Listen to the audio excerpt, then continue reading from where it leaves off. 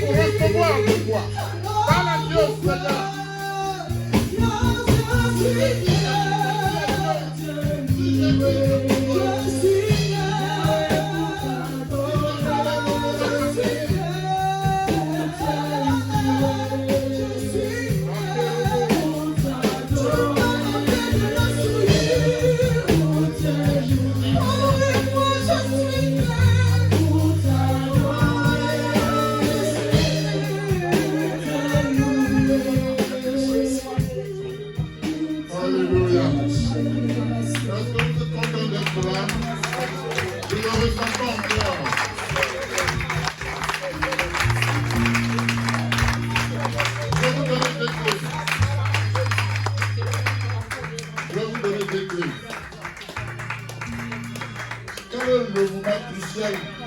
D'un culte.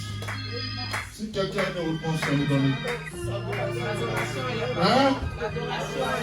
C'est l'adoration. Et vous avez raison. L'adoration demande une concentration intense. Alléluia. Je veux dire une chose. Quand tu arrives et que l'église est en adoration, mets-toi en adoration. Ne va plus vers quelqu'un pour le saluer. Si on est en adoration, il y a la partie louange. Dans la louange, tu peux saluer celui que tu n'avais pas salué. Alléluia. L'adoration demande une concentration intense, une mobilisation de l'esprit. Alléluia. Pendant l'adoration, il ne faut plus aller vers quelqu'un pour le saluer. Alléluia. Voilà. Et vous allez voir le mouvement de l'esprit, le vent va souffler. Parce que il y a des fois quelqu'un en pleine prière, en pleine adoration, on va le secouer pour juste le saluer. Non, tu coupes le vent. Amen. Il y a des étapes. Tu es venu en retard, tu trouves les gens en train d'adorer, tu adores. Maintenant, quand on loue, tu peux saluer. Parce qu'on est en plein louange. Alléluia. L'adoration, chacun entre en contact direct avec Dieu. Même si on est 1 million, tu es connecté à Dieu personnellement. Alléluia. Il ne faut plus qu'on te touche. Il ne faut plus que tu touches quelqu'un aussi. Acclamez l'Éternel.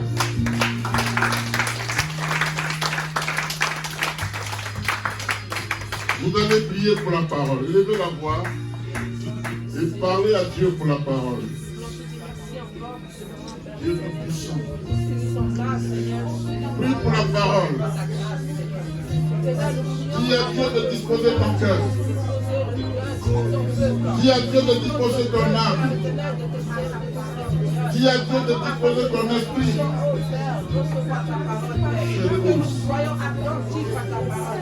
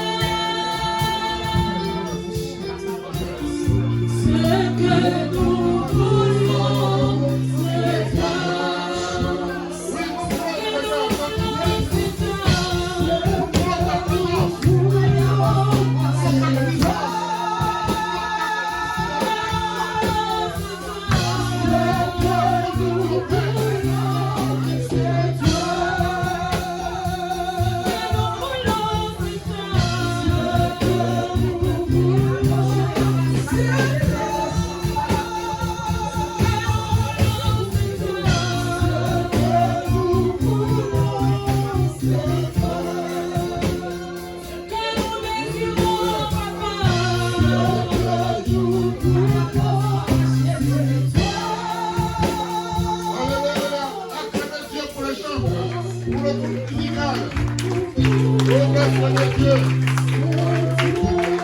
Remerciez Dieu pour la direction du culte. Remerciez Dieu pour le peuple de Dieu que nous constituons. Alléluia. Et je vais demander aux chantres à l'unisson de prier pour la parole. On se tient debout. Je ne vous ai pas encore dit de vous asseoir. On se tient debout, s'il vous plaît. À l'unisson, vous priez pour la parole. Éternel Dieu, nous bénissons ton nom, Seigneur. Nous te rendons toute la gloire encore pour cette parole qui sera donnée. Seigneur, nous croyons et nous savons qu'elle vient de toi. Je prie, Seigneur, qu'elle touche le cœur d'une personne. Que, Seigneur, ta parole guérisse une personne. Que ta parole renouvelle la pensée d'une autre personne. Que ta parole redynamise la vie prière d'une autre personne. Que ta parole vienne au nom de Jésus libérer, Seigneur, du joug, Seigneur, de l'ennemi une personne. Que la personne, Seigneur, voie, Seigneur, son zèle redimensionné dans le nom de Jésus. Qu'une personne, Seigneur, soit touchée par ta parole. Qu'une personne, Seigneur, puisse s'acquérir d'un verset durant cette parole. Au nom du puissant de Jésus-Christ de Nazareth. Que nous puissions grandir à travers, Seigneur, ce message. Dans le nom du puissant de Jésus. Bénis tous ceux qui l'écouteront, Seigneur. Bénis celui qui la donnera à travers toi, qui sera utilisé comme, Seigneur, un instrument. Que nous soyons, Seigneur, mon Dieu, mon roi, dignes, Seigneur, de toi, en cet instant. Que la parole soit donnée au nom de Jésus. Amen.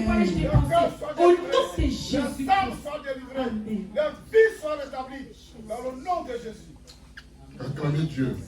Évangéliste, tu viens prier pour la parole.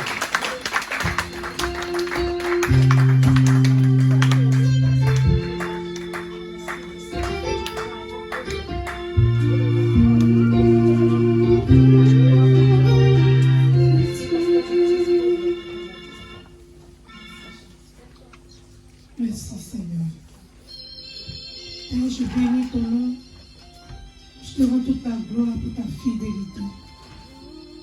La Bible déclare que tu as consacré ce jour et toute personne qui vient en ta présence est bénie, oh mon Dieu mon roi, par ta parole. Seigneur, je prie, oh mon Dieu mon roi, que tu disposes nos cœurs, que tu disposes notre entendement, que tu disposes nos esprits, oh Dieu. Afin que cette parole, Seigneur Jésus, puisse porter du fruit dans nos vies. Alléluia. Cette parole, Seigneur, soit une puissance dans nos vies, qui transforme nos cœurs, qui transforme nos vies, qui transforme, Seigneur, notre marche avec toi.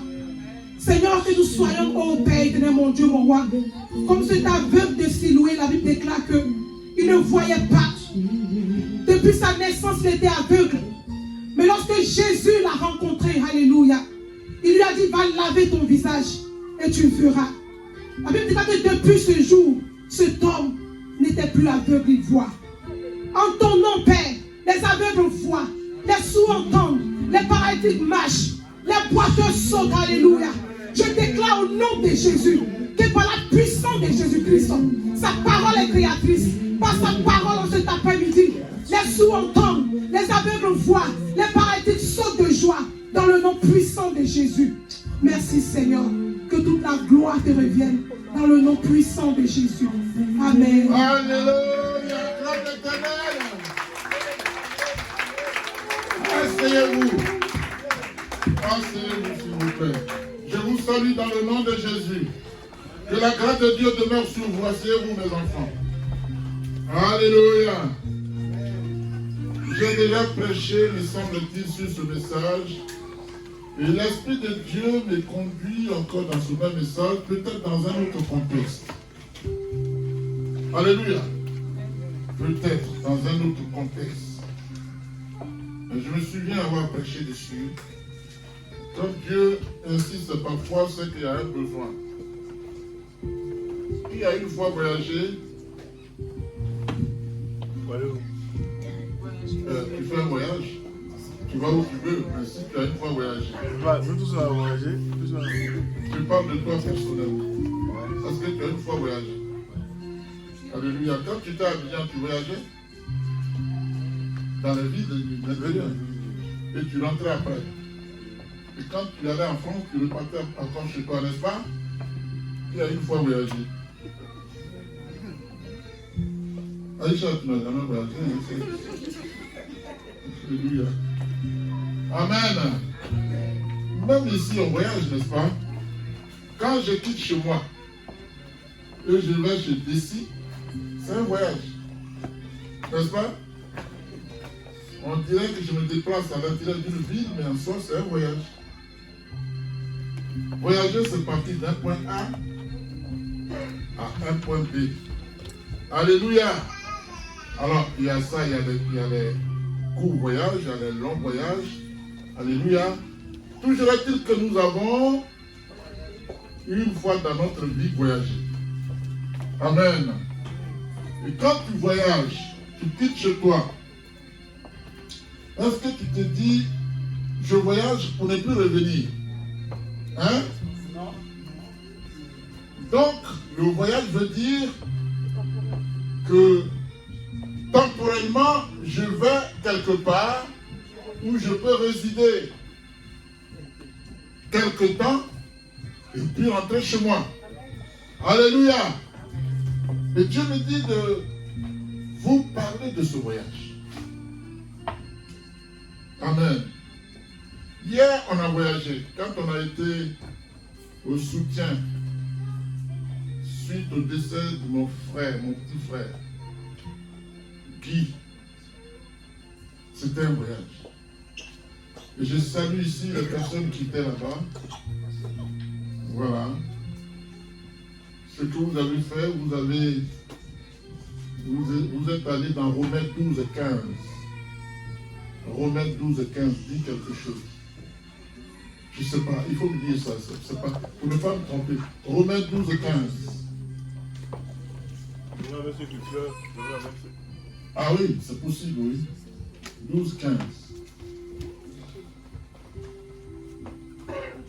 Vous voyez le zèle de ce monsieur-là? Je lis la parole au nom de Jésus. Oui. Romains 12, verset 15. Oui. Réjouissez-vous avec ceux qui se réjouissent. Réjouissez-vous avec ceux qui se réjouissent. Oui. Pleurez avec ceux qui pleurent. Et pleurez avec ceux qui pleurent. Pour Dieu, il y a équidistance. Amen.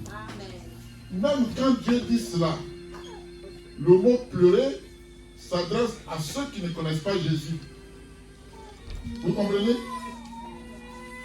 Le mot pleurer a son vrai sens, trouve son vrai sens en ceux qui ne connaissent pas Jésus. Parce que comme eux, ils ne connaissent pas Jésus, leur mort est une mort véritable. Mais pour celui qui connaît Jésus, est-ce que la mort existe? Lui, il dort. Il dort en qui? En Jésus. Pour celui qui connaît Dieu, la mort n'est plus. Et la Bible dit, ô mort, où est ton aiguillon? Tu es vaincu. Parce que la vie domine sur tout, toujours sur la mort. Et là, il y a la vie, la mort n'est pas. Alléluia. Amen. Et celui pour qui nous sommes déplacés était un serviteur de Dieu qui nous a prêché la parole de Dieu ici dans cette église 2 fois. Et c'est pourquoi moi, quand j'y étais, je n'étais pas allé célébrer la mort. J'étais allé célébrer la vie. Alléluia. Toi qui allais célébrer la mort, tu n'as rien compris. J'étais allé célébrer la vie. Si vous voulez ce que j'ai fait quand j'ai perdu ma maman, je suis allé à Abidjan, il y avait plein de pasteurs passés chez ma maman. Beaucoup de pasteurs sont passés là. Donc quand elle est décédée, il y a, je ne sais pas, c'est eux qui sont allés la chercher plutôt à la mort, ils l'ont conduit au village, ils ont fait le tour, ils sont allés la poser chez elle, c'est eux qui l'ont payé, qui l'ont enterré. Ils sont intervenus. Et à un moment, on m'a donné le micro, j'ai dit, moi, je ne suis pas venu célébrer la mort. Je suis venu célébrer la vie. Ma maman était déjà chrétienne avant que je ne naisse. Alléluia. Et s'appuyant sur sa chrétienté, elle a interdit qu'on lui fasse un cercueil. Donc on l'a mise sur un lit militaire. Elle n'a jamais été mis dans le... Non. Pas de ça. Alléluia. Donc pour celui qui connaît Dieu véritablement, Paul pouvait dire la mort m'était qu'un. Alléluia. Amen. Si tu ne connais pas Jésus, la mort est une condamnation pour toi. Qui est d'accord? Amen. Alléluia.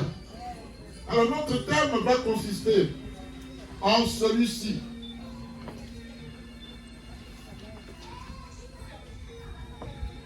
La vie sur la terre est une étape temporaire. La vie sur la terre est une étape temporaire. Alléluia. Ça veut dire quoi, temporaire? C'est passager. C'est quelque chose qui ne va pas durer. C'est éphémère, effectivement, c'est court. C'est en attendant de vivre éternellement. Ce que je vis sur la terre est un échantillon de véritable vie, de la véritable vie.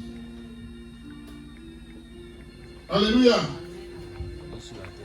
Bien-aimé, est-ce que tu me suis? La vie sur la terre est une étape temporaire. Est-ce que ça se vérifie?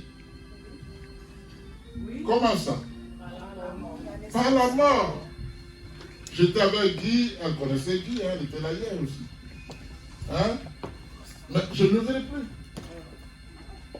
Est-ce que je vais empêcher Guy d'aller au ciel? Je pleure parce que c'était un être humain avec qui j'ai échangé. Je ne le verrai plus. Mais au fond, je suis content. Parce que la Bible dit autre chose. Celui qui est mort ne pêche plus. C'est de ton vivant que tu le trompes. Tu ne voulais pas répondre à quelqu'un, mais tu es obligé. Mais si tu n'es plus là, c'est fini. Tu ne pêches plus. Le péché n'est plus pour toi. Tu vas recevoir la récompense selon ce que tu as fait. Alléluia. Donc mon petit frère qui a prêché ici 2 fois est allé au ciel. Amen. Dieu m'a dit, parce qu'on cherchait une salle, on ne la trouvait pas. Et puis à un moment donné, j'ai trouvé une salle. Mais il restait 2-3 jours. Et on me dit, oui, on est d'accord, on te connaît, mais vu ce que les Africains ont fait ici, ça boit, ça crie, ça fait la bagarre, ça pisse dehors alors qu'on a des toilettes. Surtout les Africains. Alors, la salle ne va plus au-delà de 22 heures. Parce que remarquez que quand ils arrivent, de 21h à 22h, 23h, minuit, on boit. À partir de minuit, l'effet monte. Bagarre, les gens dorment.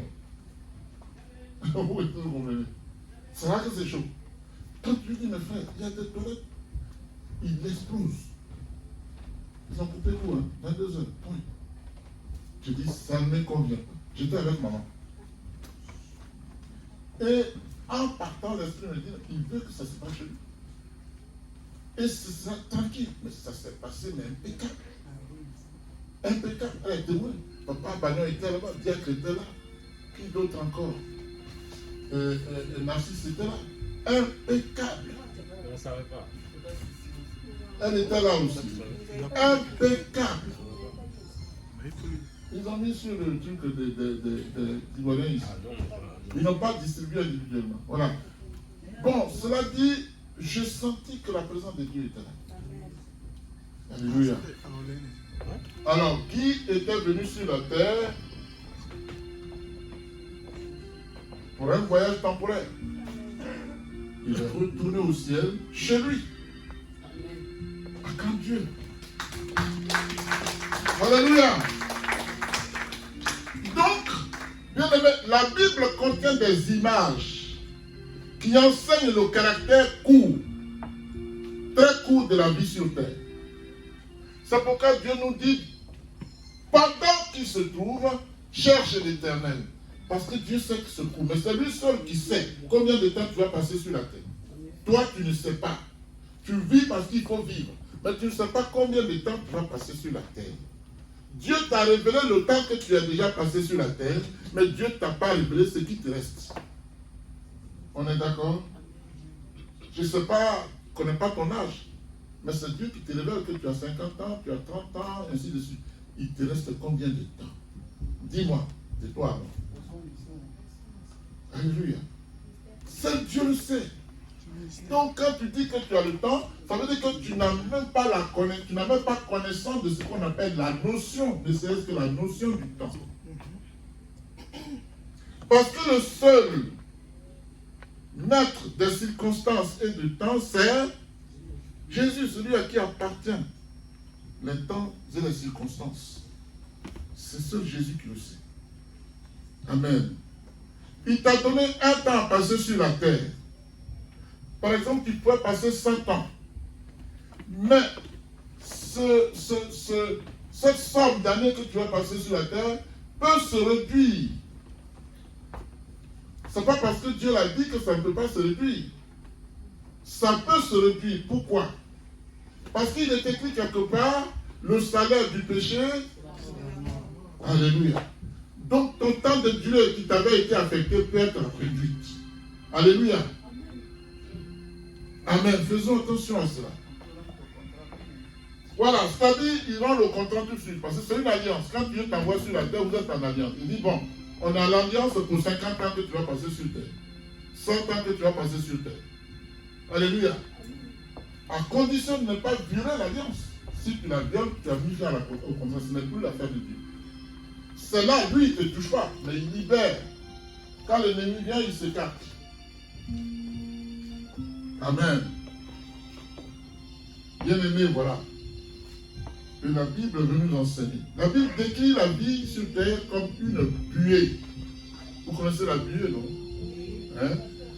Une course rapide, un souffle et une nuée. Vous connaissez ça? Des fois, nous qui conduisons dans le mois de septembre, il y a beaucoup de buées sur la terre. Comment on appelle ça? Sur la route. Tu ne vois même pas à 50 mètres. Mais c'est pour un petit temps, ça. Voilà. Alléluia. C'est cela la vie sur la terre. Alors, quel est mon rôle à moi? Pour moi-même, pour ma communauté, pour ma famille. Alléluia. Pendant ce laps de temps, qu'est-ce que j'apporte à l'autre pour que Dieu soit content? Alléluia. La Bible dit, interroge ceux des générations passées. Sois attentif à l'expérience de leur père. Ça veut dire quoi ici?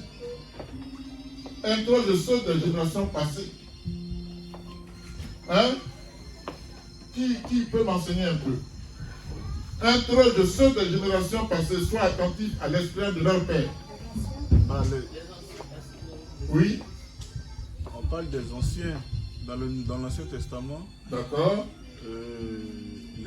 Ils ont duré sur la terre. Oui. Par rapport à une certaine alliance qu'ils avaient avec Dieu. Oui. Parce qu'il y a des gens qui vivaient jusqu'à plus de 1000 ans. Oui, Mathusalem a vécu 963 ans, oui. Voilà, donc si on parle d'interroger, je me dis que c'est par rapport à eux on parle en fait.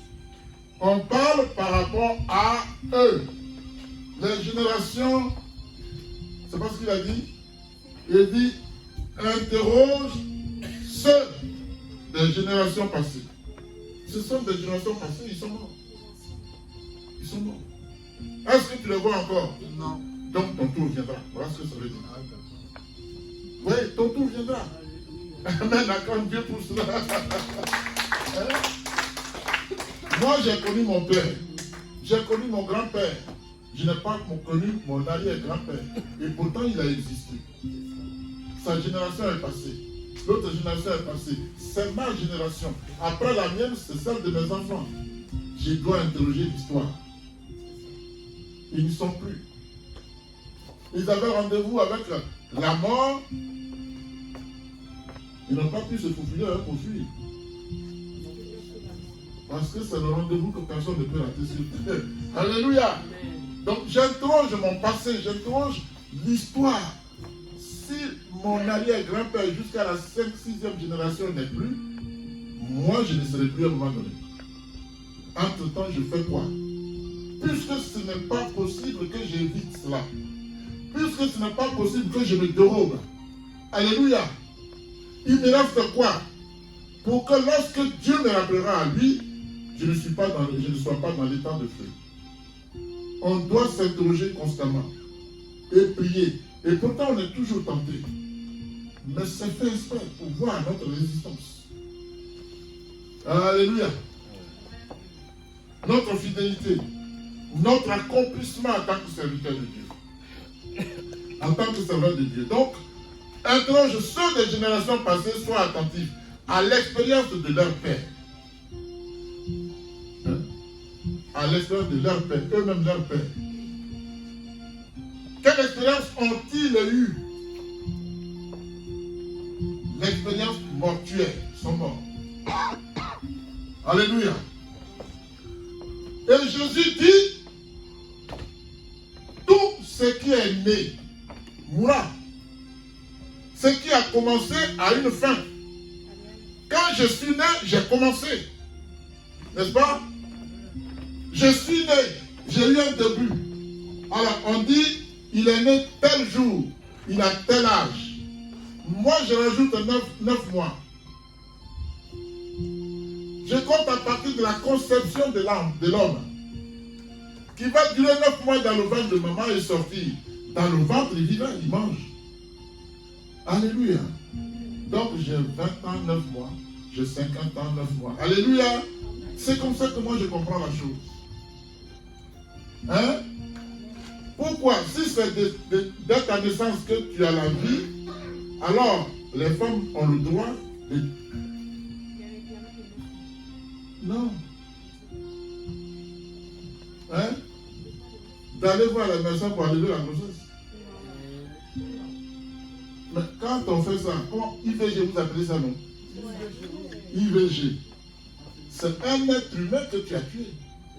Or, la Bible dit que tu ne tueras pas. Alors, pourquoi on escamote les 9 mois? Il faut les tuer à mon avis. Alléluia. Amen. Vous voyez ça? Donc, Dieu a commencé à me révéler à partir de ma conception le temps que je passe sur la terre. Tu vas se compter. Ah, ça fait combien de mois là maintenant? 9 mois. Oh, parce que tu vas accoucher bientôt. Et quand l'enfant est né, on recommence à zéro. On dit il est né aujourd'hui. Il a maintenant 2 mois. Alors qu'il a fait 9 mois dans le ventre de sa maman. Est-ce que c'est un peu logique ce que je dis? Alléluia. Alléluia. Amen. Bien-aimés, nous sommes d'hier, la Bible dit.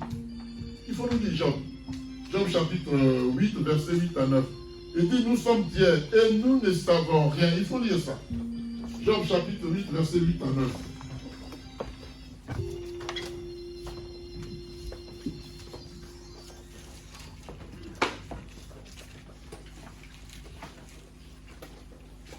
Je lis la parole.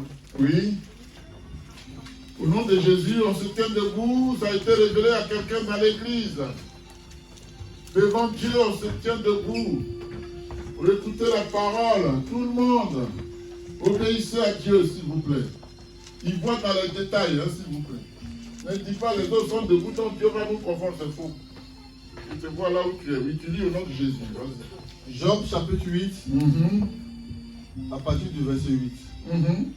Interroge donc les membres de la génération précédente. D'accord. Sois attentif à l'expérience de leurs ancêtres. Ok. En effet, nous sommes d'hier. Nous sommes d'hier. Et nous ne savons rien. Nous ne savons rien. Nos jours sur la terre, Oui. ne sont qu'une ombre. Waouh. Eux, Oui. ne t'instruiront-ils pas? Certainement, ils te le diront. Ils tireront de leur expérience. Au 9, hein? 9. Alléluia. Enseignez-vous. S'il vous plaît. Voilà pourquoi pour utiliser ta vie le mieux possible, tu ne dois jamais oublier 2 vérités. 2. Alléluia. Je vous conseille toujours de prendre un cahier, un bic, Et puis, bon, ce qui vous semble probant, d'après vous, pour moi, toute la parole est bonne, mais pour chacun, on la prend comme on veut. Tu vas noter. Je félicite les chantres parce qu'elles le font constamment. Et le diacre aussi le fait. Maman Aïdje aussi le fait. Hein? Tu le fais aussi? Ben, maman Cécile le fait aussi. Alléluia. Bien-aimé, pour utiliser ta vie le mieux possible, tu ne dois jamais oublier deux vérités. La première vérité est que par rapport à l'éternité, ta vie est extrêmement courte. Ta vie sur la terre, elle est extrêmement courte. Quand on parle d'éternité, même si tu as vécu 500 ans sur la terre, ta vie n'est rien du tout. La durée de la vie sur la terre n'est rien. Parce que là-bas, c'est l'éternité. On ne compte plus. Ok? On ne compte pas. C'est fini. C'est l'infini. C'est l'infini. Avec Dieu, il n'y a pas, on a passé 2 ans, on a passé un jour, on a passé une semaine. Non. C'est l'éternité. C'est l'infini. Donc, quand tu as fait 1000 ans sur terre, c'est rien du tout à côté de l'éternité. On est d'accord? On n'est pas d'accord? Amen. Donc ça, c'est la première vérité à retenir. Allez. La deuxième vérité est que la terre n'est qu'une résidence temporaire. Une résidence temporaire. Alléluia.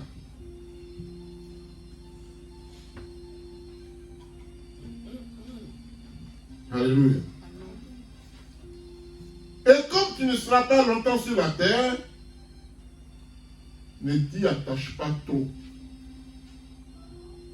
Ne t'y attache pas trop.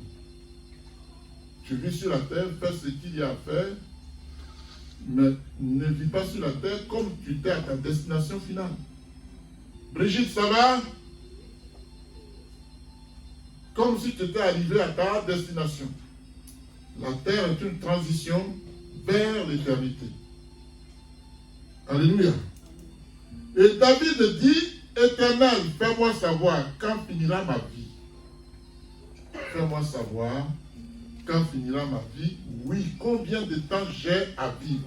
Que je connaisse la durée de mon séjour. Mon sursis. Parce que nous sommes en sursis. Alléluia. En sursis, en ce sens que nous sommes tous des âmes mortelles. Des âmes, des morts ambulants. Je suis en sursis. Sursis par rapport à la mort que je n'éviterai pas. Que j'ai servi Dieu ou pas. Je ne peux pas éviter la mort. Par contre, je peux éviter la condamnation éternelle. Ok? Je peux éviter ça. Alléluia. Le psalmiste dit, je suis un étranger sur la terre, ne me cache pas tes commandements. Est-ce que Dieu nous cache des commandements? On les connaît. Est-ce qu'on se les applique? C'est compliqué. En Dieu aussi. Il ne peut pas évoluer un peu. Alléluia. Et donc, bien-aimé, la terre n'est ni ta demeure permanente, ni ta destination finale. Tu ne fais que passer sur la terre. On est d'accord? Prends tous les chiffons que tu veux. Prends tous les pires que tu veux. Prends tous les parfums que tu veux. Fais-toi belle, fais-toi beau. Tu es de passage. Il n'y a rien à faire. Alléluia. Hein?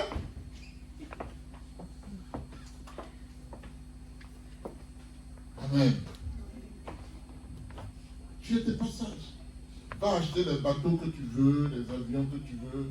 Tu es de passage. Alléluia. Ta priorité, c'est comment, après ma mort, je puisse vivre éternellement. C'est ça qu'il faut regarder. c'est pas la chaussure croco que tu portes qui est important. Hein? On est d'accord? Il sent bon. Ah, il sent bon. Mais il est de passage. Acclame Dieu.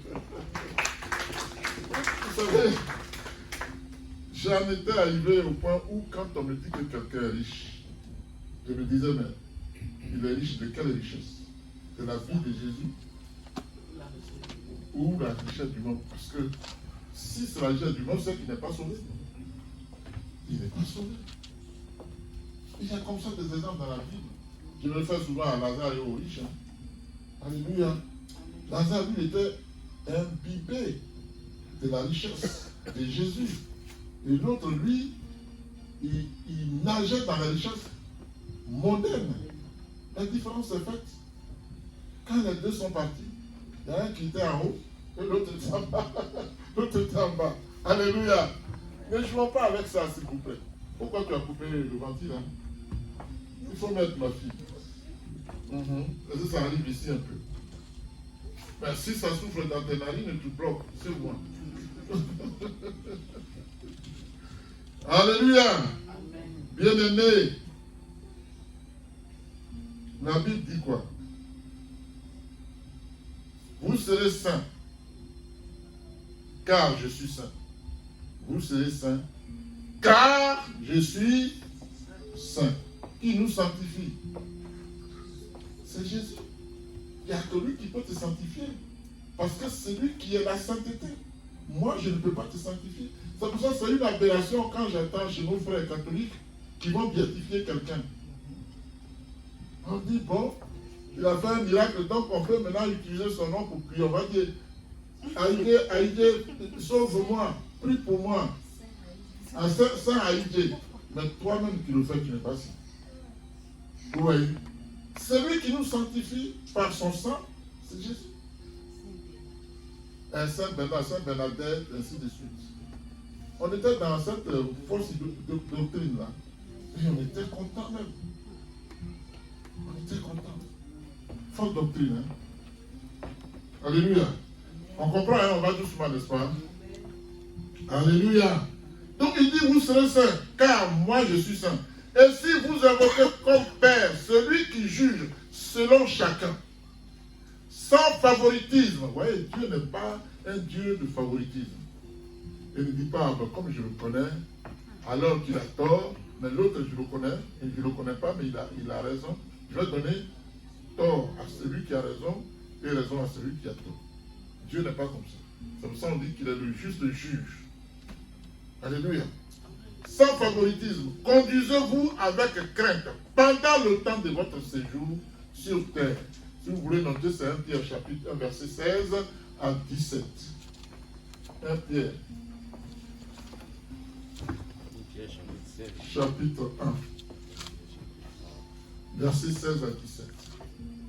Oui, alors je vais citer les versets parce que tu les notes. Oui. Alléluia. Amen. L'Éternel dit que ses enfants ne doivent pas considérer la vie ici-bas comme le font les non-croyants. Si tu es trop attaché à la vie sur la terre, c'est que tu ne crois pas.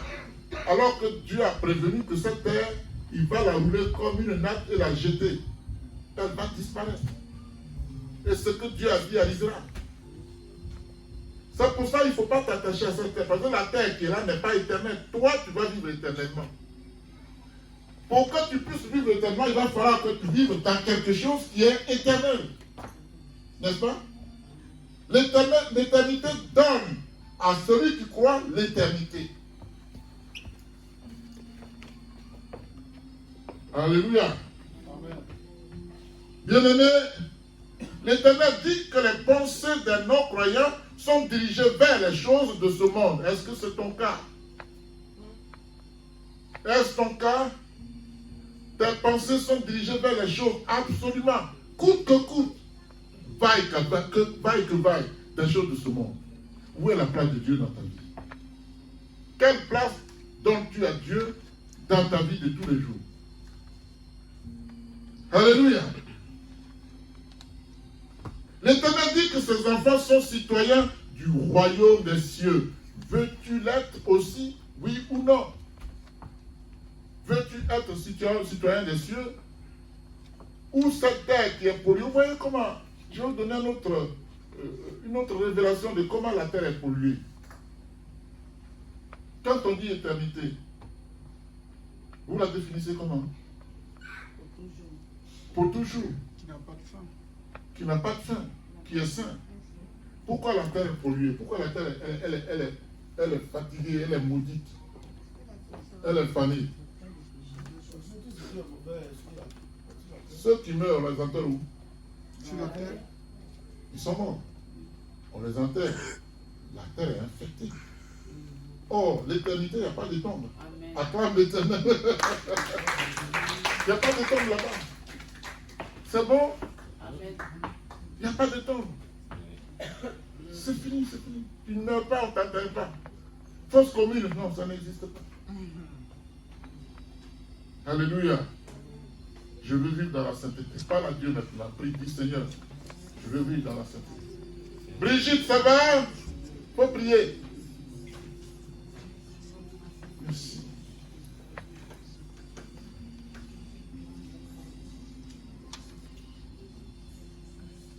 Ce qui me plaît chez vous, c'est quand on vous dit prier, vous ne priez pas.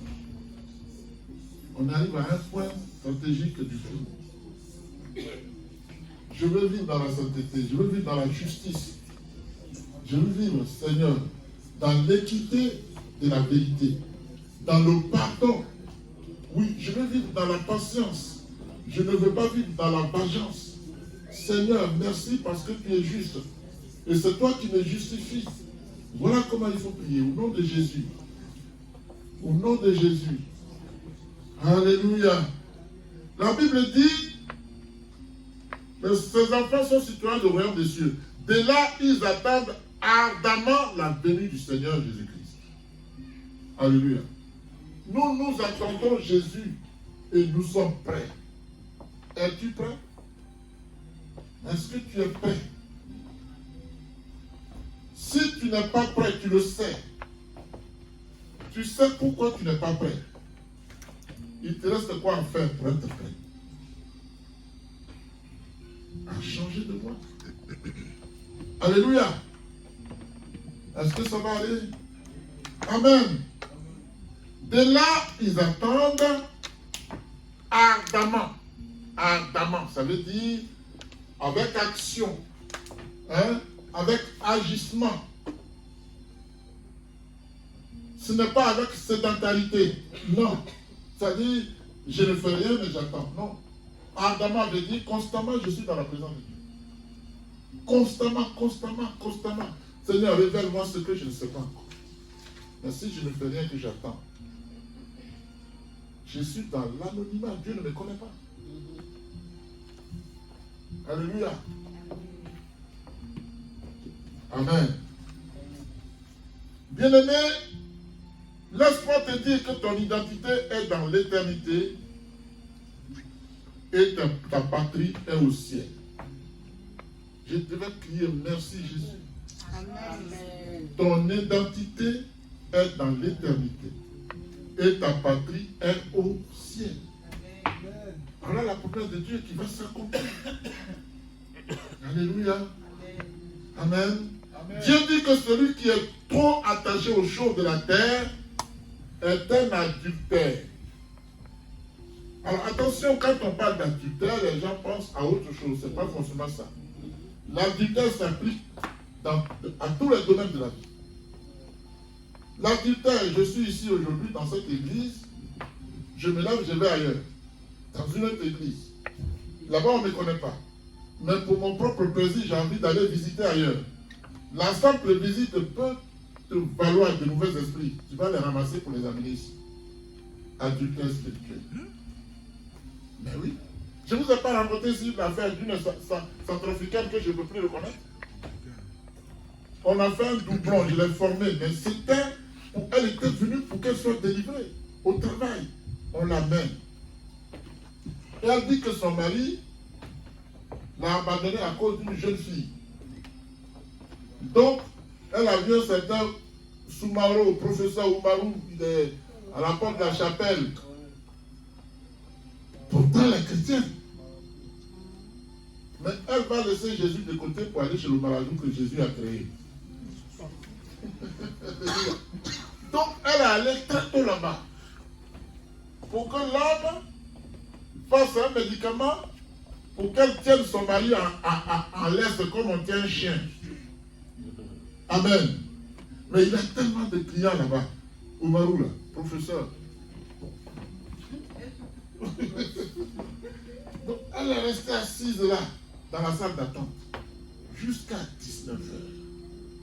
19h30, le monsieur est fatigué. Il sort, il la voit, il dit, ma fille, je suis trop fatigué. Si tu reviens demain, je te prendrai la première. Elle est partie. Et quand elle est partie, dans son quartier, les gens qui ne l'aimaient pas parce qu'elle était chrétienne ont commencé à la saluer. Elle ne comprenait rien. Mais oui, elle portait maintenant les signes du diable. Donc ceux qui ont, voilà, ça. Hé, mais tu t'es où? On ne t'a pas vu toute la journée, ce sont plus là, c'est l'entrée.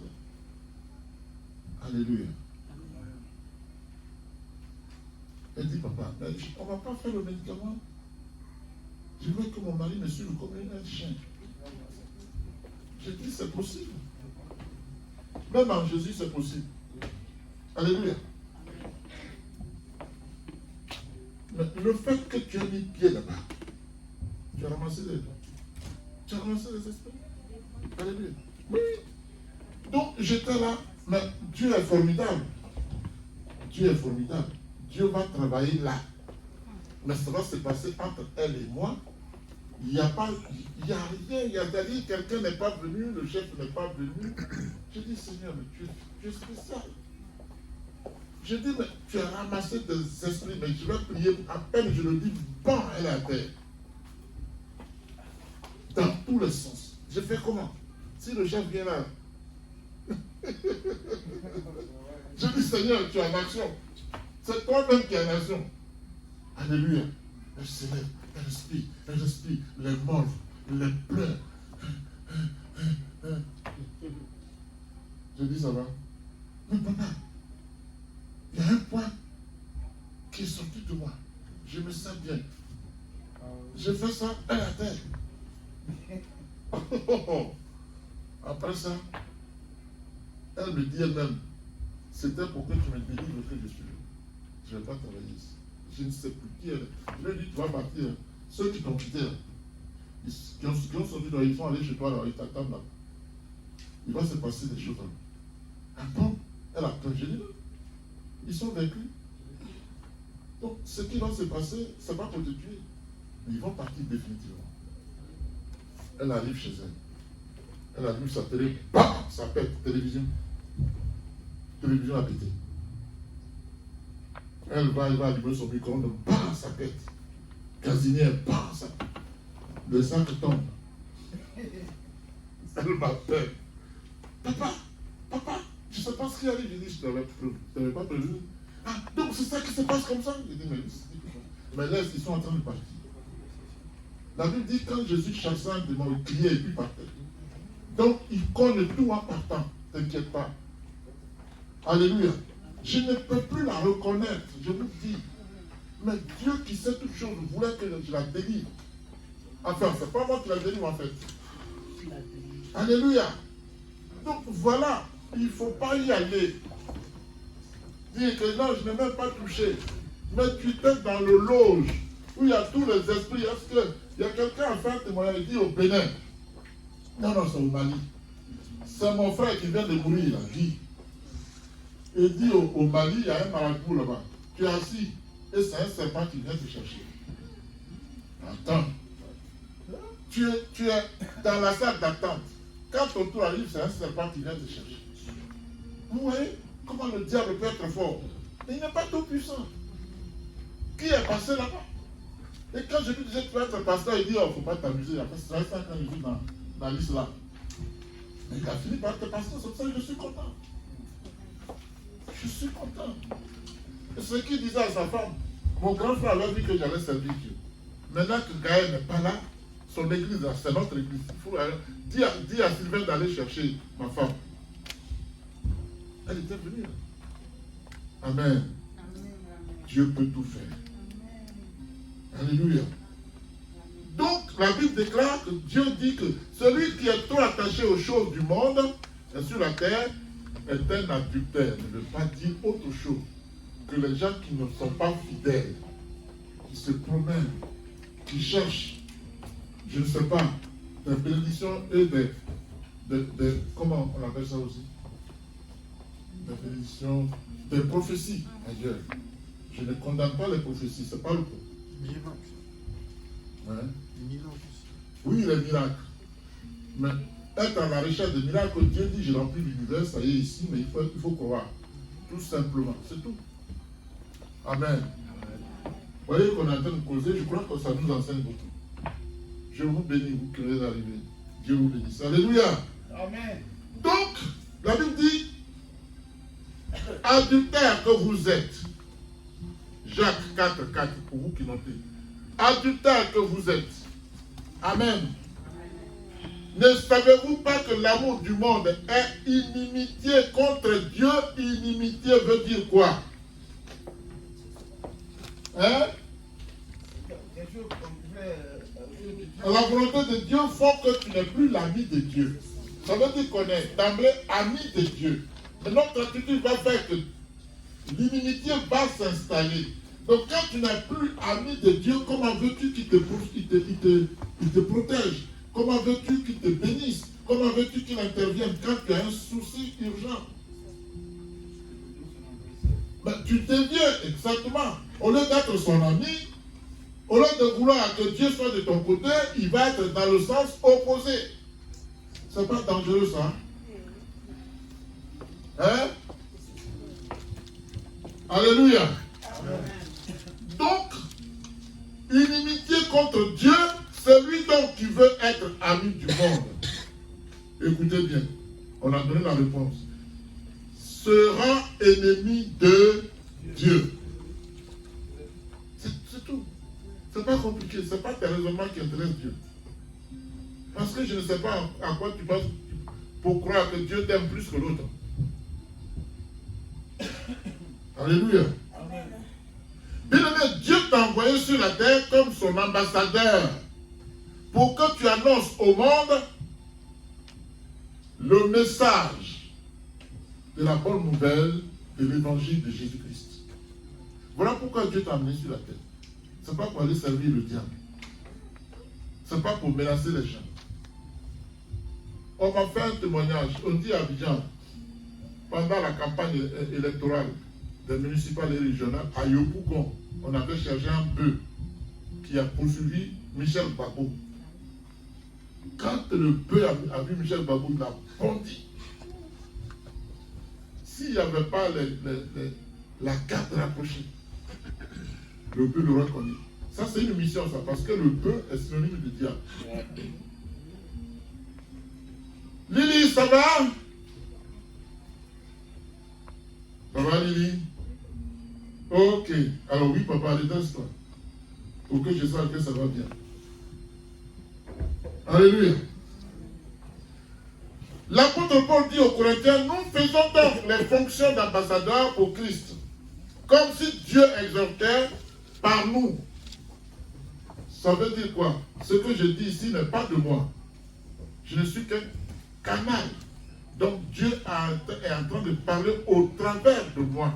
Amen. Comme si Dieu exhortait au travers de nous. Ça veut dire, cette parole-là n'est pas de moi et Dieu. Elle vient de Dieu et je la prononce. C'est-à-dire, moi je suis un canal. Dieu est en train de parler au peuple au travers de moi. Alléluia. Amen. Il dit, afin qu'au nom de Jésus, le monde en question soit sauvé. Pour que nous soyons sauvés. Amen. Bien-aimés, quiconque ne joue pas ce rôle d'ambassadeur, envoyé par Christ, trahit le roi des rois et son royaume. Veux-tu être parmi ceux-là, celles-là, qui trahissent Dieu et son royaume? Je ne crois pas. Je ne crois pas. Ton problème, c'est que tu penses que Dieu fermera les yeux. Mais Dieu comprendra. D'accord, on verra bien. On verra bien si Dieu comprendra. Alléluia. Bien-aimé, quand tu lis 1 Pierre chapitre 2, verset 11, la Bible dit, mes chers amis, vous êtes dans ce monde comme des résidents temporaires, des hôtes de passage. C'est pourquoi je vous le demande, ne cédez pas au désir de l'homme livré à lui-même. Ils font la guerre à l'âme. Ne cède pas au désir de l'homme livré à lui-même. Ce n'est pas quelqu'un qui est en dehors, c'est de toi-même qu'on parle. Parce qu'en toi, il y a des tentations. Il ne faut pas céder à cet homme. Parce qu'il est en train de faire la guerre à ton âme. Ok, j'ai envie de ça. De toute façon, après je vais te demander pardon. Ok. Alléluia. Donc, Dieu nous donne l'ordre de ne pas trop nous attacher à tout ce qui nous environne, à tout ce qui nous entoure. Sauf si c'est de Dieu. Ça veut dire quoi? Si vous avez compris. Dans mon milieu, j'ai des voleurs. J'ai des drogués. N'est-ce pas? J'ai des voyous. Et comme ils sont voyous, et dans leur voyousie, ils rapportent de l'argent, je vais faire comme eux. Par exemple, est-ce que quelqu'un me suit? Je ne copie pas le mauvais exemple de ceux-là. Moi, plutôt, en qui est l'Esprit de Dieu, je dois les impacter. Mais je suis là, j'ai faim.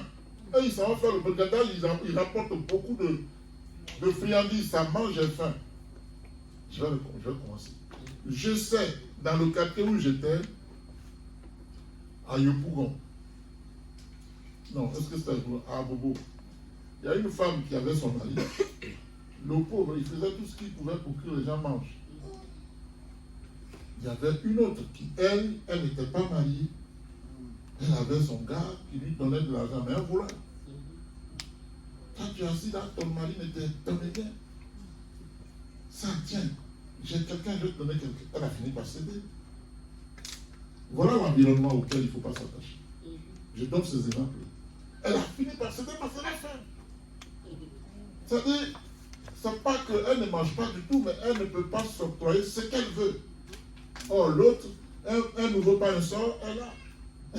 Attends. Ah, tu vas vivre pauvre, c'est ton problème. Moi, je vais te proposer quelqu'un qui vient. D'ailleurs, tu ne viens plus manger chez moi. Alléluia. Elle a été tentée, elle est partie, mais comme Dieu ne dort pas, le copain de cette dernière a été pris. La main dans le sac, voleur. Alléluia. Et c'est ce que Dieu nous dit ici. Amen. Ne pas nous attacher à tout ce qui nous environne, à tout ce qui nous entoure. Et dit tout ce qui. Parce que ce n'est pas tout qui est bon. Alléluia. Pourquoi? Parce que tout ce qui nous environne, tout ce qui nous entoure est aussi temporaire. Pour quelque chose de temporaire, tu vas esquinter ta vie. C'est temporaire. Alléluia. Paul dit aux Corinthiens, voici ce que je dis, frère, c'est que le temps est court. Qui pense qu'il a un temps long ici sur la terre? C'est que le temps est court. Que désormais ceux qui ont une femme soient comme n'en ayant pas. Écoutez bien. Ceux qui ont une femme, qu'ils fassent comme n'en ayant pas. Ceux qui pleurent comme ne pleurant pas. Ceux qui se réjouissent comme ne se réjouissant pas. Ça m'a interpellé. 1 Corinthiens chapitre 7, verset 29 à 31. Écoutez bien. Ceux qui achètent comme ne possédant pas. Oui, ça. Oui. Et ceux qui usent du monde comme n'en usant point.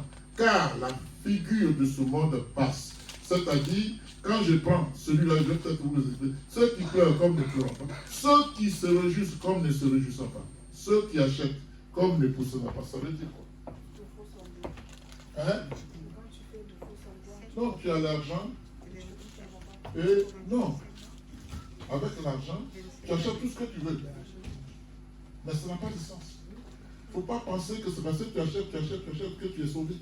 Voilà ce qu'il veut dire. J'achète, mais il faut que je comprenne qu'il y a eu fin à ça. Alléluia. C'était quoi le passage? C'était 1 Corinthien. Oui, il a dit ça. 1 Corinthiens. Alors c'est 1 Corinthiens chapitre 7, verset 29 à 31. 31. Alléluia. Amen. Bien-aimé, n'oublie pas que ta vie sur terre ne consiste pas à rechercher coûte que coûte, vaille que vaille, les choses de la terre et à t'y attacher, car elles vont disparaître très bientôt. Les signes sont là. Vous avez vu ce qui s'est passé en Libye? Vous avez vu ce qui s'est passé au Maroc? Tremblement de terre, plus de 2000. Libye, plus de 3000 personnes. C'est l'eau. Oh, Dieu dit vous venez des catastrophes naturelles, mais ce ne sera pas encore la fin. Les inondations à Libye. Plus de 3600 personnes. Alléluia. Les signes sont là. Quand vous allez maintenant aujourd'hui aux États-Unis, on a construit un hôtel, comme les hôtels d'ici là, mais un hôtel satanique. Et les gens y vont. Vous comprenez? Les gens y vont. Jésus est là, il n'est pas loin du tout. Les gens font, et c'est rempli. Hein? La croix à l'envers. Et tu vois des monstres qu'on a dessinés. Alléluia. Amen. Le diable est là. Ne jouons plus. Amen. En Afrique du Sud, il y avait une église satanique. Mais le leader a été touché par Dieu, il a changé. Amen. Mais l'église existe. Les autres ont pris la suite. Lui, il est parti, mais l'église est là. Alléluia.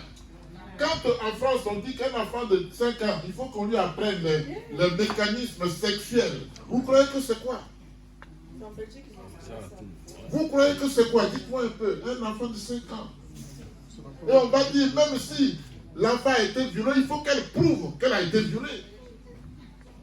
Mais attendez, les choses sont sous nos yeux. C'est la loi. Ils ont monté comment on appelle ça, quoi, la didactique, pour qu'on enseigne. J'ai vu à la télévision le journal parler, il va faire modifier quelque chose parce que ce n'est pas encore au point. Il faut aller au fond. Maintenant, si elle est petite, qu'elle ne peut pas supporter, il faut qu'on lui injecte des hormones. Oh. Vous croyez que quoi? Jésus n'est plus loin, frère. Ma soeur, Jésus n'est plus loin.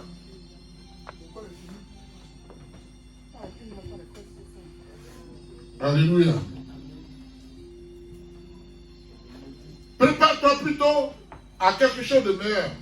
Amen. Qui durera éternellement qu'aux choses éphémères sur la terre, pour lesquelles tu te bats nuit et jour, pour lesquelles tu peux même aller chez la charité pour tuer quelqu'un, pour lesquelles tu peux prendre un fusil pour fusiller ton frère.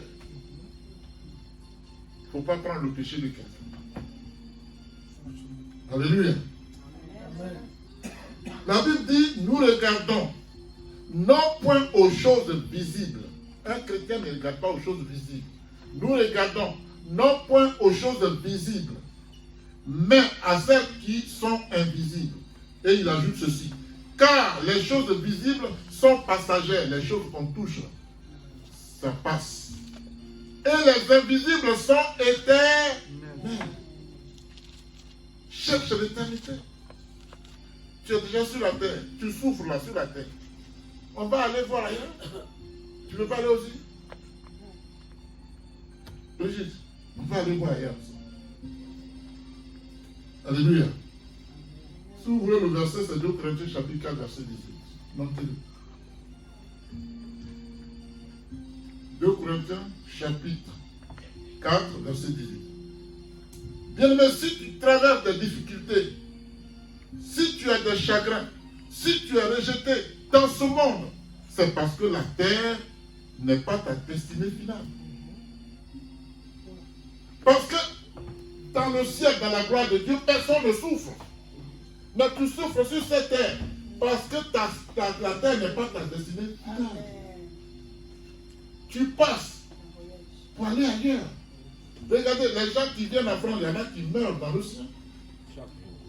Alors qu'au ciel, il n'y a pas ça. Il n'y aura pas ça. Je parlerai comme un mondain. Tout le monde vit au beurre là-bas. N'est-ce pas? Ils sont au beurre. Au ciel. Ils sont dans la gloire de Dieu. Alléluia. Le royaume de Dieu n'est pas la gloire de Dieu. Ah. Pourquoi? Je dis, le royaume de Dieu n'est pas la gloire de Dieu. N'est-ce pas? Vous êtes d'accord avec ça? Hein? Le royaume de Dieu n'est pas la gloire de Dieu. La gloire de Dieu, c'est Jésus. C'est lui, la gloire de Dieu. On est d'accord? La gloire de Dieu, c'est le Fils de Dieu, c'est Jésus, c'est pas le royaume. Parce que c'est lui qui a fait le royaume. La gloire, c'est lui-même. On est d'accord? C'est pourquoi la Bible dit, c'est lui qui a Jésus. À quoi? Il a la vie éternelle. Il a tout. Amen. Alléluia. C'est des petits détails, mais qui ont de l'importance. Hein. La gloire, c'est Jésus. C'est lui la gloire. C'est tout. Si je n'ai pas Jésus, je n'ai pas la gloire. Ça veut dire quoi? Si je n'ai pas Jésus, je n'irai pas voir le Père là où il est.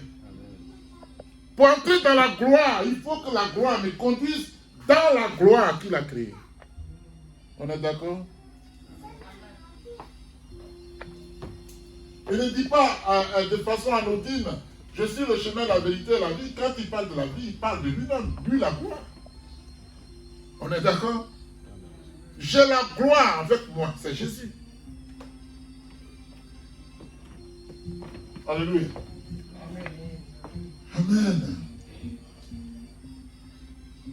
Bien-aimé, Jésus dit à ses disciples, en vérité, je vous le dis, vous pleurerez et vous lamenterez.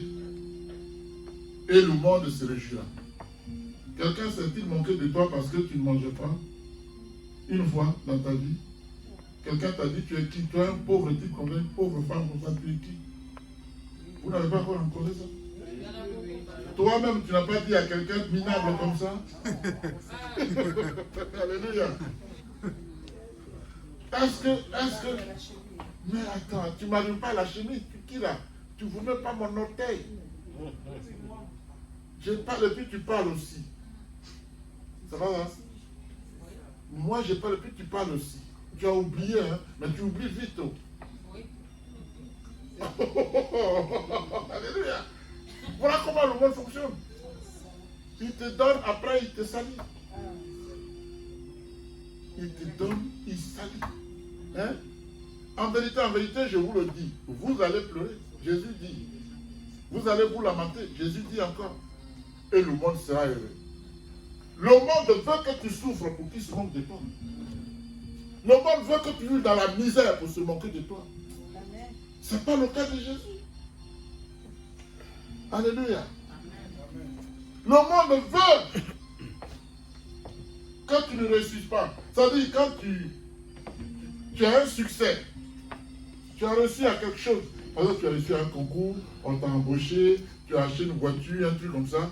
Eh, c'est joli, hein? Félicitations. Félicitations à la Seigneur. Oui, tu vas dans le cœur. Ça va dans le cœur.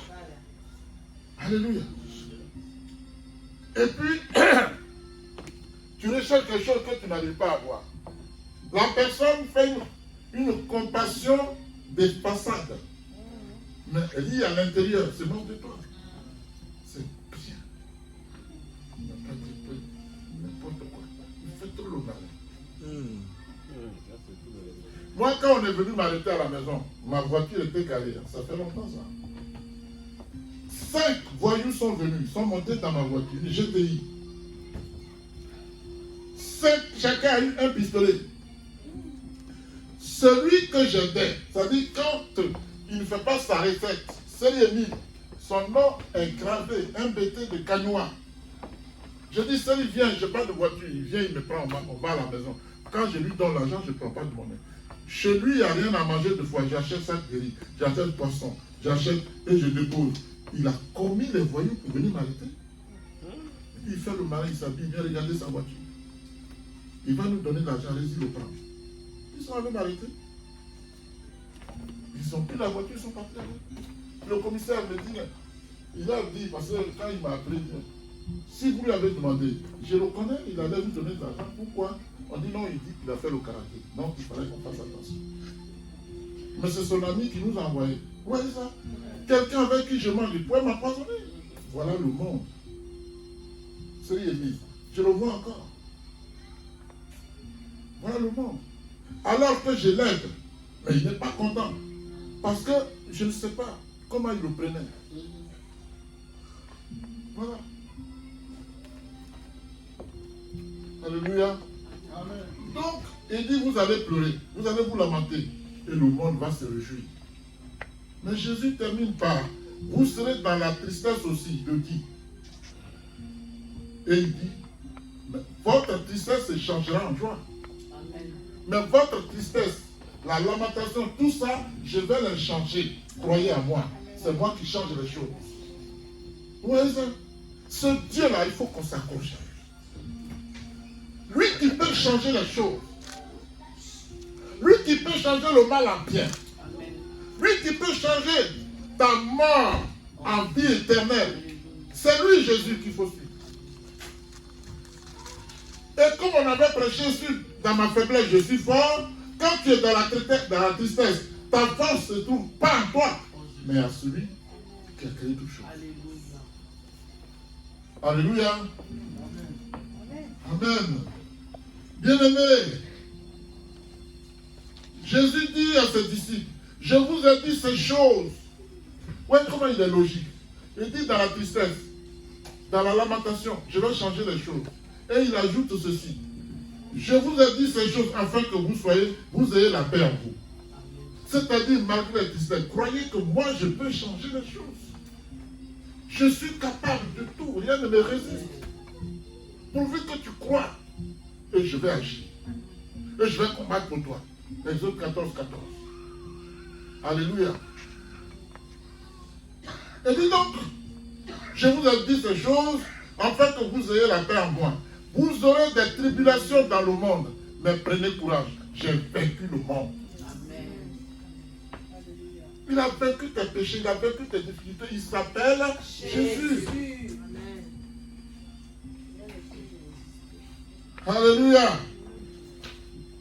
Bien-aimé, en tant que disciple de Jésus-Christ, tu dois réaliser que si certaines promesses de Dieu dans ta vie semblent ne pas s'accomplir sur cette terre, ce n'est pas parce que Dieu a retiré ses promesses qu'il a faites. Écoutez bien, si ça ne marche pas, si tu es dans la détresse, ne pense pas que Dieu a retiré la promesse. Ça paraît paradoxal, mais c'est la stricte vérité que je vous dis. Écoutez bien, je vais doucement pour qu'on comprenne. Alléluia. En tant que disciple de Jésus, tu dois réaliser que si certaines promesses de Dieu dans ta vie semblent ne pas s'accomplir sur cette terre, ce n'est pas parce que Dieu a retiré ses promesses qu'il a faites. Alors vous allez me dire, mais alors qu'est-ce que c'est? N'est-ce pas? Ce n'est pas parce que Dieu a annulé ses promesses qu'il t'a fait. Dieu, non, il n'est pas comme ça. Rassure-toi, c'est parce que, laisse-moi te dire, que ton histoire avec Dieu n'est pas encore finie. Amen. Son histoire avec toi n'est pas finie.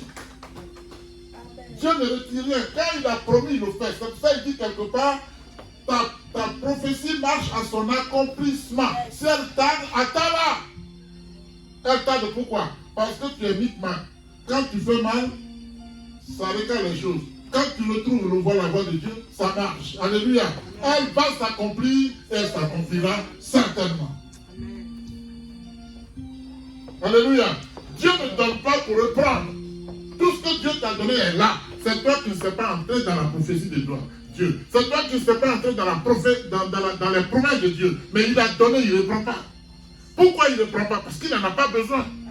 Parce que c'est lui qui amène à l'existence ce qui n'existe pas. Donc Dieu peut créer. S'il peut créer, il n'a pas besoin de reprendre ce qu'il a déjà créé. C'est pour toi. Entre dedans.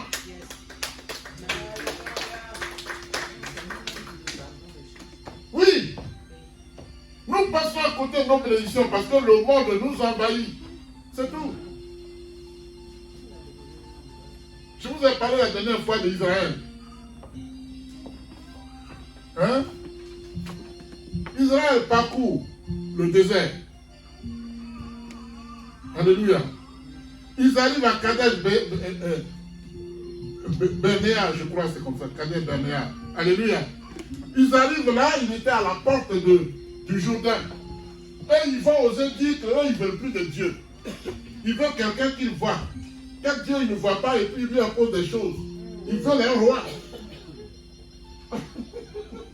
On veut quelqu'un avec qui on va discuter, toi on ne te voit pas, laisse-nous tranquille. Quand Dieu s'est retiré, il leur a donné un roi. Ils ont passé 40 ans dans le désert. Là où ils n'avaient passé que 3 jours. La rébellion. Mais Dieu n'est pas revenu sur les promesses. Il leur a promis Canaan. Ils ont eu Canaan. Pas la même génération, mais la génération, la deuxième. Donc Dieu n'est pas revenu sur ses promesses. Mais la rébellion, en fait, ils sont tous morts dans le désert. Mais la promesse a été tenue. Quand Dieu fait la promesse à Abraham, je te donnerai aussi, ça dure 1000 ans. Mais la promesse a été tenue. Dieu ne revient jamais sur ses promesses. On est d'accord? Alléluia. Amen. Bien aimé, en tant que disciple de Jésus, si certaines de tes prières adressées à Dieu restent sans réponse, alors que tu as jeûné pour cela. Tu as jeûné pour cela. Ce n'est pas parce que Dieu n'a pas entendu ta prière, mais c'est parce que ton histoire avec lui, Dieu, va au-delà de la terre, de tes prières. Il dit, avant que la parole ne soit sur ta langue, je la connaissais. Donc, avant que tu ne pries, Dieu sait de quoi tu as besoin. Il sait. Alléluia. En tant que disciple de Jésus, si certaines circonstances de ta vie sur terre te paraissent injustes, ce n'est pas parce que Dieu n'est pas un Dieu de justice. Alléluia. Mais c'est parce que la justice n'est à point dans ce monde. Il n'y a qu'en Jésus-Christ que tu peux la trouver. Il n'y a pas de justice dans le monde. Ça n'existe pas. Il n'y a qu'en Jésus seul que tu la trouveras. Alléluia. Amen. Si Dieu permet que tu vives des mécontentements et des circonstances insatisfaites, c'est pour t'empêcher de tout attacher aux choses de la terre. Alléluia. Si tu dois tout avoir sur terre, mais tu vas l'oublier. Donc il va mettre des barrières parfois. C'est pour ça qu'il disait, je vous bénis et vous me tournez dos, mais je vous fais passer par le désert pour que vous reveniez. Jésus il est fidèle. C'est quand c'est chaud là. Pardon, Seigneur, qu'est-ce que j'ai fait? Ah. Et Dieu se lèche la barbiche. Il dit, tu dis quoi? Alléluia. Amen. Amen. Voilà pourquoi, sache-le, Dieu ne satisfera pas certains de tes désirs ici-bas. Amen. Sache une fois encore que la terre n'est pas ta vraie demeure. Alléluia. Dieu ne t'a pas créé pour des miettes. Parce que tout ce que tu gagnes sur la terre, que ce soit des milliers, pour Dieu, c'est des miettes. Dieu ne t'a pas créé pour des miettes. Tu peux avoir des centaines de valises, de cantines, c'est des miettes. Miettes, pourquoi? Parce que le jour où tu meurs, ça reste ici. Alléluia. Dieu ne t'a pas créé pour que tu aies des broutilles, des choses sans valeur. Alléluia. Dieu t'a créé pour te donner les choses qui sont infiniment meilleures et excellentes. Alléluia. Si tu penses que le plan de Dieu pour ta vie consiste à te voir connaître le succès populaire ou la prospérité matérielle, ici-bas, laisse-moi te dire que tu commets une grave erreur. Alléluia. Pourquoi? Parce que la vie abondante en Jésus n'a rien à voir avec l'abondance matérielle et financière sur la terre. Est-ce que vous m'avez compris? La vie abondante en Jésus n'a rien à voir avec la richesse matérielle sur la terre. La vie abondante en Jésus est mieux que les richesses sur la terre, en termes simples. Alléluia. C'est ce que nous devons rechercher, toi et moi. Amen. Alléluia. Bibi, ça va? Il n'est donc pas question, bien-aimé, que tu te concentres sur des couronnes temporaires de ce monde temporaire. Cherche la couronne, le royaume de Dieu en premier, et la justice de Dieu, et la couronne t'est réservée. Alléluia. L'apôtre Paul était fidèle, comme tu peux l'être toi. Et pourtant, il a fini ses jours en prison. Et pourtant, il était serviteur de Dieu. Qui t'a dit que parce que tu es servant, tu es serviteur, tu n'auras pas de problème? Tu en auras. Mais c'est dans les problèmes, si ta fidélité à Jésus est avérée, que le royaume éternel t'est réservé. Amen. Alléluia. Bien-aimé, Jean-Baptiste était fidèle. Il a été décapité. On n'a pas coupé sa tête. Pourtant, c'est lui qui a baptisé Jésus. N'est-ce pas? Mais on a coupé la tête de Jean-Baptiste bien. Et il a mis ça sur un plateau et dit au roi, j'ai coupé sa tête, voici.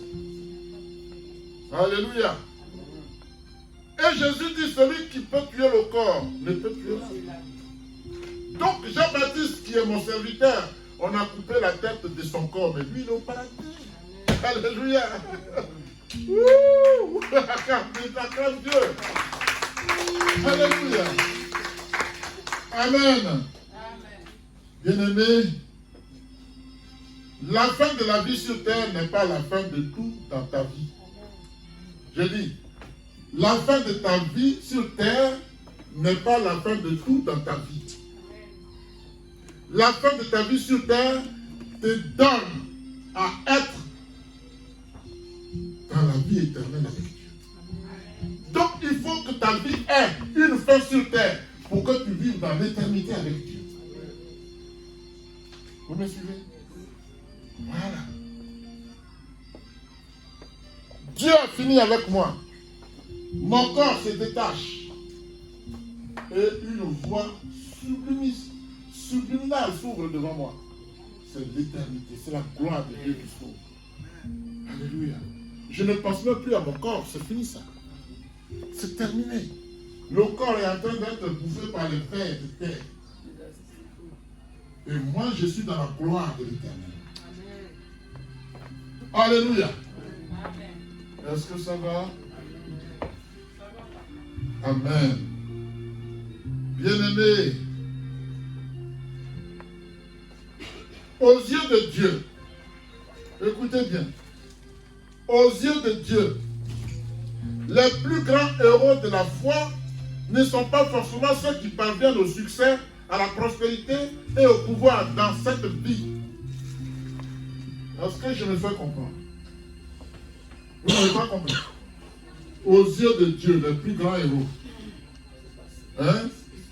de la foi, ça dit je crois en Dieu, je suis un héros de la foi en Jésus.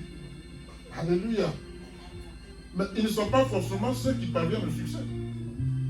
Malgré ma foi, je peux avoir des déboires. Je peux avoir des échecs. Alléluia. Amen. Malgré ma foi, je peux ne pas avoir la prospérité. Alléluia. Pourquoi Donc, pas? les héros, je vais y venir. Alléluia. Les plus grands héros de la foi ne sont pas forcément ceux qui parviennent au succès, à la prospérité et au pouvoir dans cette vie. C'est pas ce que Dieu veut. Amen.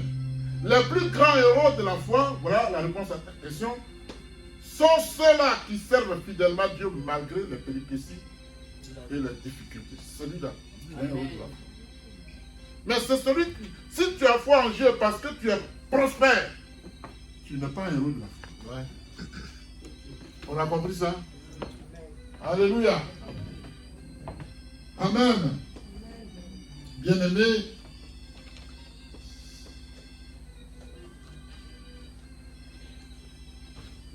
la Bible dit, dans la foi de ceux-là qui, malgré les souffrances, tiennent, ils attendent l'accomplissement de leur récompense éternelle. Alléluia. Et la Bible dit dans Hébreux 11, 13 à 16, comme vous notez, Hébreux 11, 13, 16, c'est dans la foi qu'ils sont tous morts. Dans la foi, ils sont tous morts. On dit dans la foi, ils sont tous morts. On ne veut pas dire que dans la prospérité, dans la richesse, ils sont morts. On dit dans la foi. On les brimait, on les frappait, on les torturait. Mais ils ont demeuré fidèles. Ils sont devenus fidèles. Et ils sont morts à cause de Jésus. Amen. Voilà, c'est dans la foi qu'ils sont tous morts. Amen. Sans avoir reçu les biens promis. Sans avoir reçu les biens promis. Parce que les biens que Dieu promet ne sont pas des biens éphémères. C'est éternel. Amen. Alléluia. Donc, sans avoir obtenu les choses promises, là, oui, tu as retrouvé le verset. Certainement. Alléluia. Mais ils les ont vus et salués de loin, reconnaissant qu'ils étaient étrangers et voyageurs sur la terre. Mais maintenant, ils en désirent une meilleure, c'est-à-dire une céleste. C'est pourquoi Dieu n'a pas honte d'être appelé leur Père, car il leur a préparé une cité. Ça m'a interpellé. C'est pour ça que Dieu n'a pas eu honte d'être appelé leur Père. Vous avez compris ça? Ça dit, il ne faut pas que Dieu ait honte de moi. Ceux-là qui ont souffert et qui ont demeuré dans la foi de Dieu, Dieu est fier d'eux. Il n'a pas honte qu'on dise, il est le Père de ceux-là. Mais moi qui cherche la prospérité, Dieu a honte. Tant que tu n'as pas la prospérité, je ne suis pas Dieu. C'est ce que ça veut dire. Dieu a honte d'être ton Père. On est d'accord?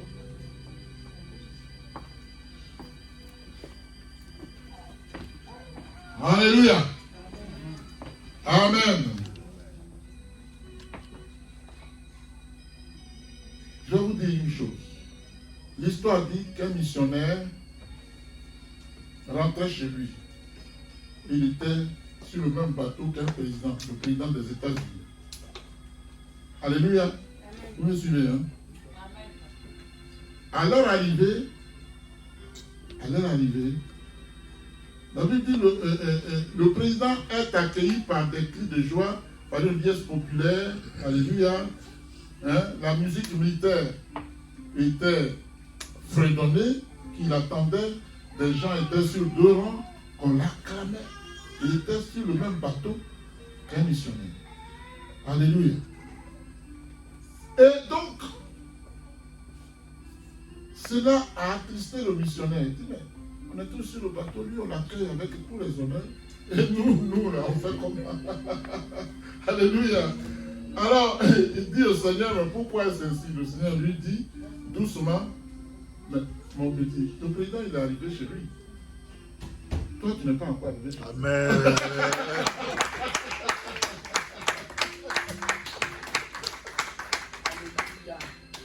Quand tu seras arrivé chez toi, tu vas voir, il y aura une liesse dans le ciel. Amen. On va chanter pour toi.